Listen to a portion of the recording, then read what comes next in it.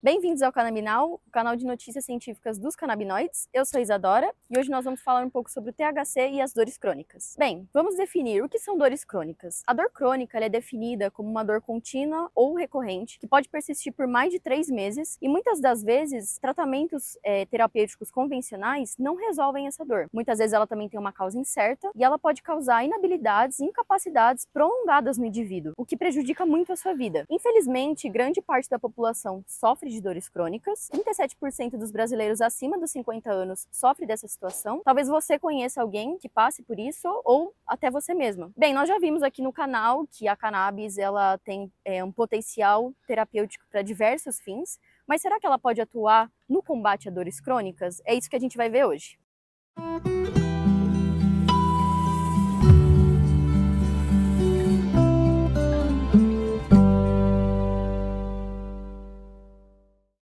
O princípio ativo que é utilizado nesse estudo, nesse artigo que a gente vai apresentar hoje, é o THC, o tetrahidrocannabidiol. Mas antes eu gostaria de dar um contexto e falar um pouco mais sobre esse composto. Juntamente com o CBD, o cannabidiol, o THC é o canabinoide mais estudado do planeta. E já se sabe que administrado em doses adequadas, ele traz inúmeros benefícios à saúde, inclusive podendo atuar no combate a doenças graves. O THC é uma substância psicoativa e na psicofarmacologia ele é categorizado como uma substância psicodisléptica, ou seja, que perturba a mente. Mas vale lembrar aqui, a gente tem que entender, é importante, que isso não é algo negativo, como muitas vezes é propagado pela mídia. É claro que em alguns casos ele pode vir sim a trazer efeitos negativos, mas porque muitas vezes ele é administrado fora do contexto medicinal, às vezes por indivíduos que não deveriam estar entrando em contato com essas substâncias e muitas vezes em doses inadequadas. O THC é o principal responsável da planta por trazer efeitos que são capazes de causar alterações mentais e que muitas vezes é procurado e acessado popularmente por meio de cigarros ou produtos comestíveis. É daí que vem essa demonização do THC, porque a planta ainda carrega consigo uma imagem negativa, pejorativa, e essa narrativa ainda está sendo desconstruída aos poucos. Gente, o avião vai pegar, né? Bem, voltando aos psicoativos, uma substância psicoativa é uma substância capaz de atuar na mente, podendo estimular, deprimir ou perturbar a sua atividade. Isso, lembrando de novo, não pode ser visto como algo negativo. Tanto o CBD como o THC são substâncias psicoativas. Muitas vezes eles são pintados como o herói e o vilão. Muitas vezes as pessoas falam que o CBD é a parte não psicoativa da planta, e aí tem possibilidades medicinais, acaba sendo mocinho. E o THC, ele é visto como psicoativo, que traz coisas negativas, não tem possibilidade terapêutica, mas isso não é verdade. Ambos são psicoativos e têm diversas possibilidades medicinais para eles e que são testadas e comprovadas. Então é errado a gente definir como um sendo psicoativo e o outro não. Colocar o CBD nessa caixinha faz ele se distanciar da planta, uma imagem que torna mais seguro, só que isso é errado. A gente não pode mais continuar vilanizando o THC. Ele possui muitas possibilidades terapêuticas comprovadas e foi o primeiro canabinoide a ser estudado e já teve todo o seu potencial avaliado. Dentre alguns efeitos terapêuticos bem estudados, podemos citar, por exemplo, no tratamento da falta de apetite em casos de AIDS ou das náuseas e vômitos em pacientes fazendo quimioterapia de câncer, no controle da pressão intraocular em casos de glaucoma e no tratamento complementar das dores neuropáticas em caso de esclerose múltipla. Quer o exemplo de uma substância psicoativa que todos nós consumimos quase todo dia e adoramos? O chocolate. O cacau, as sementes brutas da onde vem o chocolate, é uma substância psicoativa, é um estimulante. E não existe uma imagem negativa ou um estigma sobre isso. E muitas vezes essas substâncias elas podem ser utilizadas juntas, ou seja, em determinados tratamentos, pode ser que uma maior proporção de CBD do que de THC vai ser mais eficaz para certas situações e certos pacientes. Em contrapartida, uma proporção maior de THC para CBD vai ser mais eficaz para outras situações e outros pacientes. Portanto, as principais causas desse medo e desse estigma da utilização do THC é o preconceito e a falta de informação. E por muitas vezes esse preconceito impede que profissionais da área médica vão atrás de mais informação e aplique esse conhecimento nos próprios pacientes. Dito isso, a pergunta que fica é: o THC pode ser eficaz no tratamento contra dores crônicas?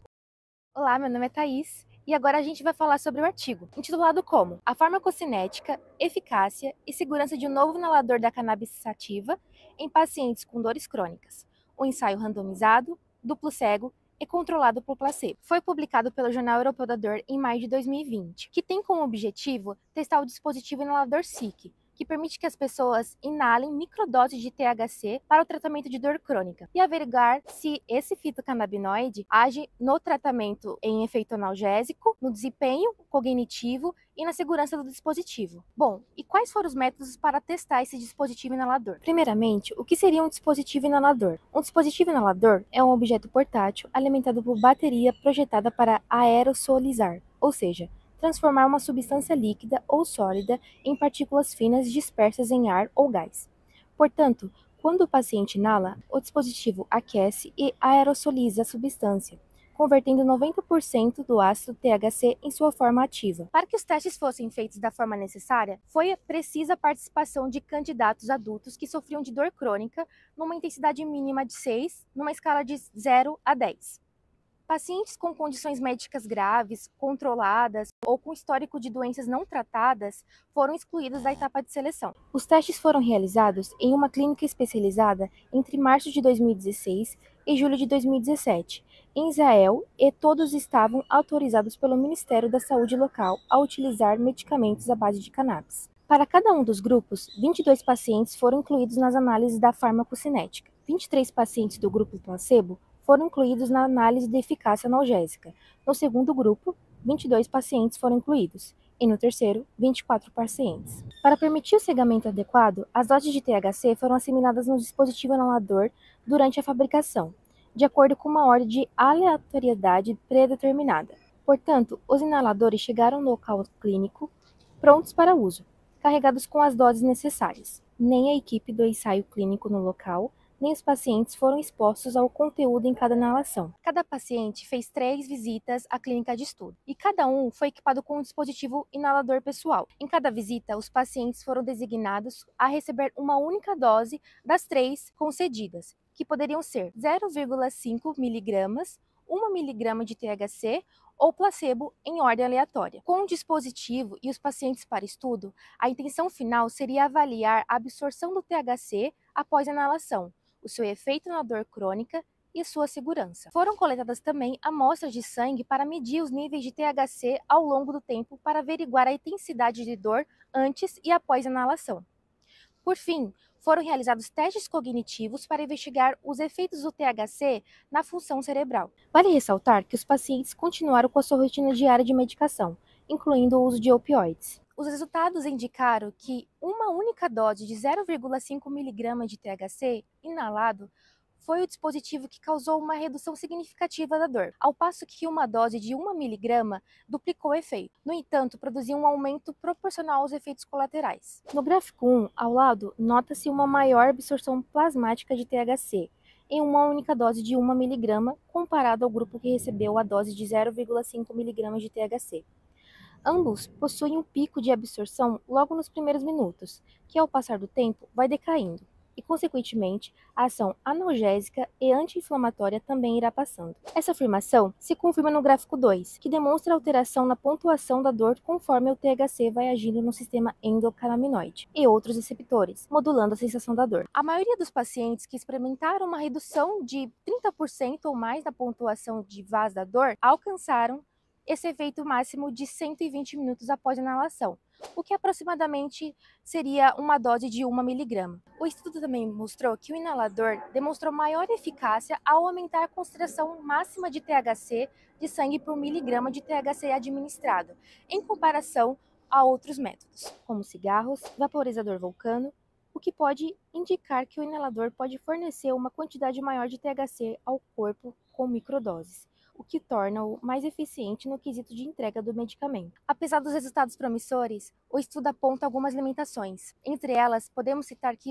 alguns dos pacientes estudados já tinham licença para usar as cannabis medicinal, algo que poderia subestimar o impacto da cannabis inalada em pacientes que nunca tiveram contato com a planta. Além disso, o estudo testou o efeito apenas de doses baixas de THC, portanto, não foi possível comentar sobre questões de eficácia e segurança a longo prazo, no caso do uso crônico da cannabis medicinal, o que seria importante, uma vez que condições de dor estudadas são condições crônicas. Além disso, e por fim, o estudo utiliza apenas doses de THC, sendo necessários estudos futuros com outros fitocannabinoides, como por exemplo o CBD. Já vai dar certo. Quem vai falar? É a dose? É porque eu tô com o microfone no meio aí. Junta um pouquinho mais. Aí, fechou. Meu nome é Thaís. Eu sou a Thaís. Eu sou a Isadora. Eu sou o Edgar. E esse foi mais um vídeo do Canabinal. Se você conhece alguém que sofre de dores crônicas, indique esse vídeo, indique esse canal e nos ajude a perpetuar o conhecimento sobre a cannabis medicinal.